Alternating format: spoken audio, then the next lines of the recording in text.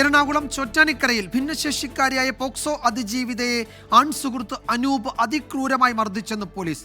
പെൺകുട്ടിയെ മർദ്ദിക്കാൻ ഉപയോഗിച്ച ചുറ്റിക തെളിവെടുപ്പിനിടെ കണ്ടെത്തി. ഗുരുതരമായി പരിക്കേറ്റ 19-കാരി വെന്റിലേറ്ററിൽ തുടരുകയാണ്. അനൂപ് ചുറ്റിക ഉപയോഗിച്ചാണ് പെൺകുട്ടിയെ ക്രൂരമായി മർദ്ദിച്ചത്. ഇതിന്റെ പാടുകൾ ശരീരത്തിലുണ്ട്. പിന്നാലെ പെൺകുട്ടി ഷാള് കഴുത്തിൽ കുരുക്കി ആത്മഹത്യക്ക് ശ്രമിച്ചു. ഷാള് മുറിച്ചിട്ട അനൂപ് ശബ്ദം പുറത്തുവരാതിരിക്കാൻ വായ പൊത്തിപ്പിടിച്ച് ശ്വാസം മുട്ടിച്ചു. പെൺകുട്ടി മരിച്ചെന്ന് കരുതിയാണ് അനൂപ് വീട്ടിൽ നിന്ന് കടന്നു കളഞ്ഞത്. ഇക്കാര്യങ്ങളെല്ലാം പ്രതി പോലീസിനോട് സമ്മതിച്ചു. സെക്ഷൽ അറ്റാക്ക് നടന്നിട്ടുണ്ട്.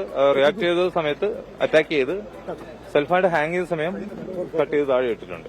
ബലാത്സംഗം അതുപോലെ തന്നെ കൊലപാതകം കൈവച്ചിട്ടുള്ളതാണ് മർദ്ദിച്ചിട്ടുള്ളത്. ചുറ്റുവെച്ചും മർദ്ദിച്ചിട്ടുണ്ട്. ദേഹമാസകലവും കൺഫ്യൂഷൻ ഉണ്ട്. കഴുത്തിലും അടിവയറിലൊക്കെ കൺഫ്യൂഷൻസ് ഉണ്ട്.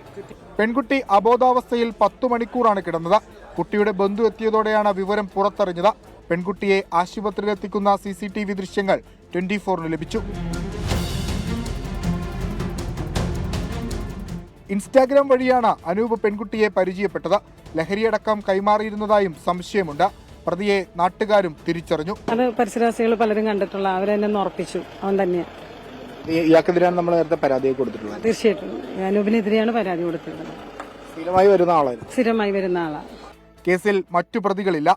പെൺകുട്ടിയുടെ സ്വത്തുക്കളും പ്രതി ലക്ഷ്യം വച്ചിരുന്നതായാണ് പോലീസിന്റെ സംശയം. താനല്ലാതെ മറ്റൊരാളുമായി പെൺകുട്ടിക്ക് സൗഹൃദമുണ്ട് എന്ന സംശയമാണ് അനൂപിനെ കൊണ്ട് ഈ ക്രൂരകൃത്യം ചെയ്യിപ്പിച്ചത്. ഭിന്നശേഷിക്കാരെ ഇത്തരത്തിൽ ആക്രമിച്ച പ്രതിക്കെതിരെ ശക്തമായ നടപടി വേണമെന്നാണ് നാട്ടുകാരുടെയും ആവശ്യം. കൊച്ചിയിൽ നിന്ന് വിഷ്ണു സുരേഷ്, 24.